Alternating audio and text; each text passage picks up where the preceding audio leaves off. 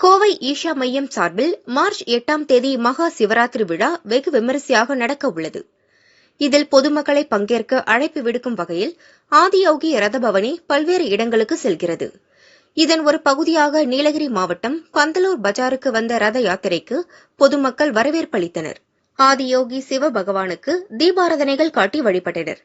தொடர்ந்து எருமாடு, வெட்டுவாடி பகுதிகளிலும் யாத்திரை சென்றது.